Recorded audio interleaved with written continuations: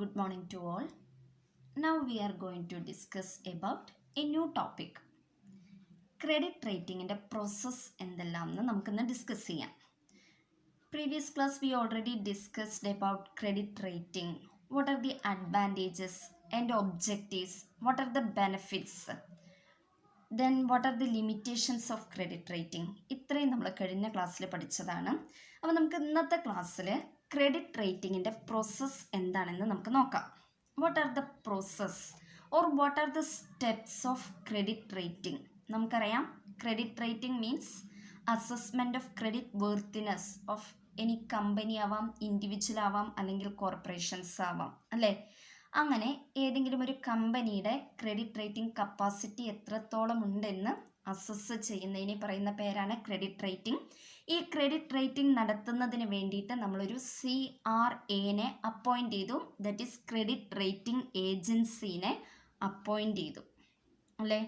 അപ്പോൾ credit rating agency credit rating നടത്താൻ വേണ്ടിയിട്ട് ഒരു കമ്പനീനെ ക്രെഡിറ്റ് റേറ്റിംഗ് നടത്താൻ വേണ്ടിയിട്ട് പോവുകയാണ്. അപ്പോൾ ക്രെഡിറ്റ് റേറ്റിംഗ് നടത്തുന്നതിന് വേണ്ടിയിട്ട് ഈ ഏജൻസികൾ ഫോളോ ചെയ്യേണ്ട കുറേ സ്റ്റെപ്പുകളുണ്ട്. അപ്പോൾ ആ സ്റ്റെപ്പുകൾ എന്തൊക്കെയാണ് എന്നാണ് നമ്മൾ ഇന്നത്തെ ക്ലാസ്സിൽ ഡിസ്കസ് ചെയ്യാൻ പോകുന്നത്. There are so many steps four credit rating. Receipt of the request, assignment to analytical team, obtaining information, planned visit and meeting with the management, presentation of findings, rating committee meeting, communication of decision, distribution to the public, then last one surveillance. ഇത്രയും സ്റ്റെപ്സിലൂടെയാണ് credit rating ചെയ്യേണ്ടത്. അപ്പോൾ നമുക്കിനി ഓരോ സ്റ്റെപ്പുകളും എന്താണെന്ന് discuss ചെയ്യാം. First one, receipt of the request. First one എന്താണ് പറഞ്ഞിരിക്കുന്നത്? റിസീപ്റ്റ്, റിസീവ് ചെയ്യണം. ഒരു റിക്വസ്റ്റ് ലെറ്റർ, അല്ലേ, റിസീവ് ചെയ്യണം. The first step is to receive a formal request from the concerned company for rating. റേറ്റിങ്ങിന് വേണ്ടിയിട്ട് ആ കൺസേൺഡ് കമ്പനിയിൽ നിന്നും ഒരു റിക്വസ്റ്റ് ലെറ്റർ കിട്ടണം. The first step is to receive, സ്വീകരിക്കണം, a formal request from the concerned company for rating. റേറ്റിങ്ങിന് വേണ്ടിയിട്ട് ആ കൺസേൺഡ് കമ്പനിയിൽ നിന്നും ഒരു റിക്വസ്റ്റ് ലെറ്റർ റിസീവ് ചെയ്തിരിക്കണം.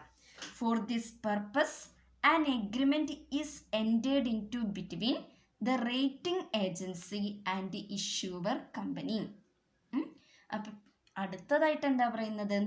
എന്ത് ലക്ഷ്യത്തോടു കൂടിയിട്ടാണ്? ക്രെഡിറ്റ് റേറ്റിംഗ് നടത്തുന്നതിന് വേണ്ടിയിട്ടാണ്. അപ്പോൾ ഈ ക്രെഡിറ്റ് റേറ്റിംഗ് നടത്താനുള്ള ഈ ഏജൻസിയും ഇഷ്യൂവർ കമ്പനിയും ചേർന്നിട്ടുള്ള ഒരു എഗ്രിമെൻ്റ് പ്രൊപ്പോസ് ചെയ്യുന്നതാണ് ഈ ഒരു ഘട്ടത്തിൽ. രണ്ടാമത്തെ സ്റ്റെപ്പ് നോക്കാം, അസൈൻമെൻറ്റ് ടു അനലിറ്റിക്കൽ ടീം. അങ്ങനെ നമുക്ക് കിട്ടി, എന്താ കിട്ടിയത്? റിക്വസ്റ്റ് കിട്ടി. ക്രെഡിറ്റ് റേറ്റിംഗ് കപ്പാസിറ്റി എത്രത്തോളം അറിയണം എന്നുള്ള, എത്രത്തോളം ഉണ്ട് എന്ന് അറിയണം എന്നുള്ള റിക്വസ്റ്റ് ലെറ്റർ ഫോർമലായിട്ട് കിട്ടിയിട്ടുണ്ട്.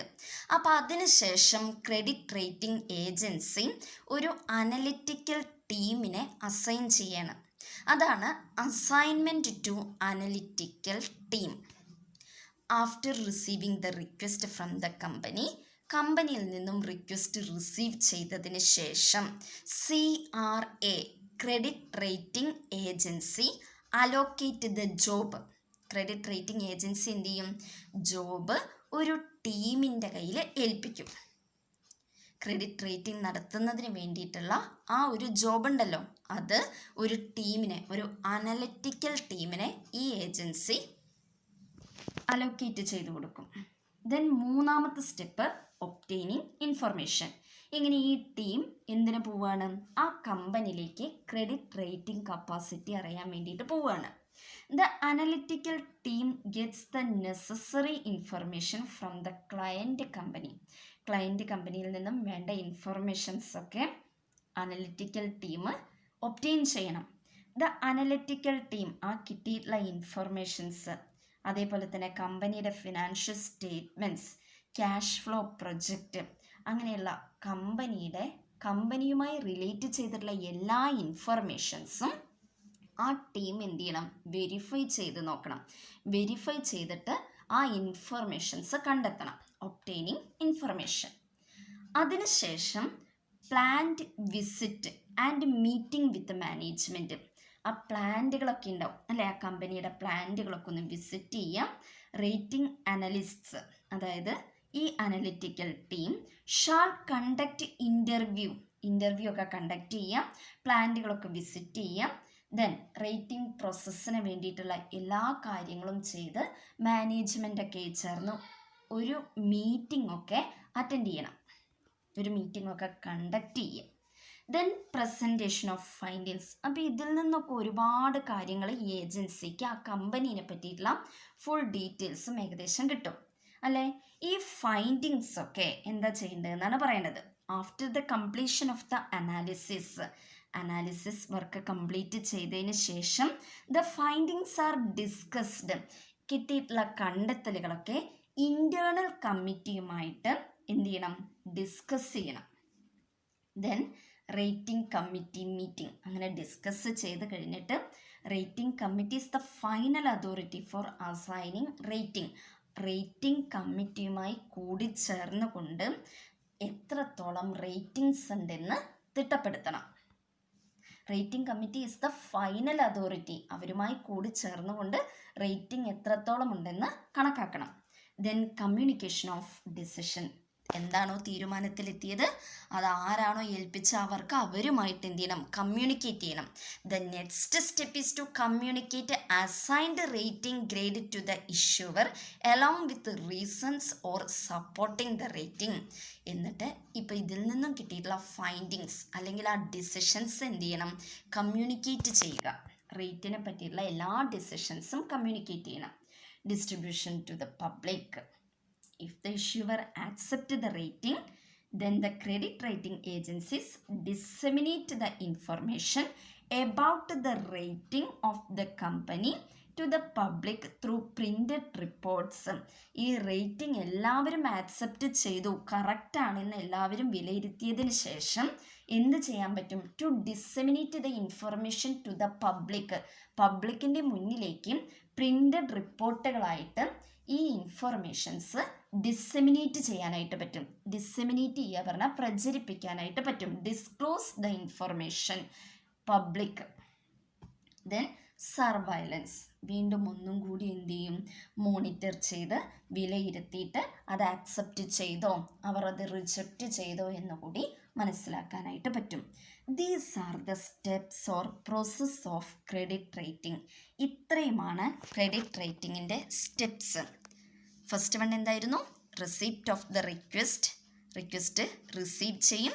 ദെൻ റിക്വസ്റ്റ് കിട്ടിക്കഴിഞ്ഞു കഴിഞ്ഞാൽ ഒരു അനലിറ്റിക്കൽ ടീമിനെ അപ്പോയിൻറ്റ് ചെയ്യും. ദെൻ അതിനുശേഷം വേണ്ട ഇൻഫർമേഷൻസ് ഒക്കെ കളക്ട് ചെയ്യും.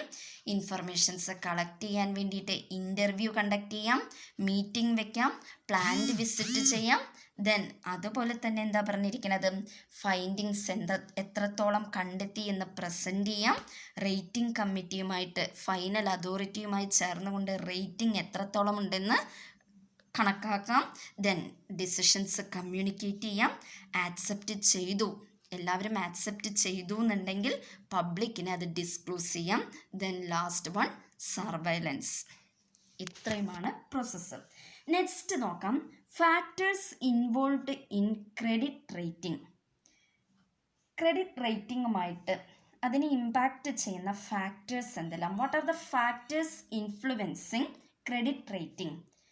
ക്രെഡിറ്റ് റേറ്റിങ്ങിനെ സ്വാധീനിക്കുന്ന ഫാക്ടേഴ്സ് എന്തെല്ലാം നോക്കാം. നമുക്കറിയുന്നതാണ് കമ്പനിയുടെ capacity, overall capacity of the company. അതുതന്നെയാണ് നമ്മൾ ചെയ്യുന്നത് ക്രെഡിറ്റ് റേറ്റിംഗ് എന്ന് പറഞ്ഞു കഴിഞ്ഞാൽ. Overall macro economics and business environment.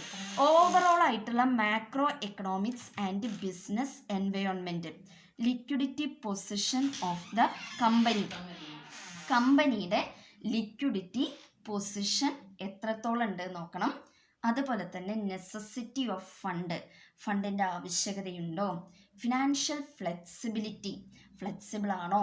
Then level of existing financial risk, ഇപ്പം നിലനിൽക്കുന്ന റിസ്ക് എത്രത്തോളം ഉണ്ട്.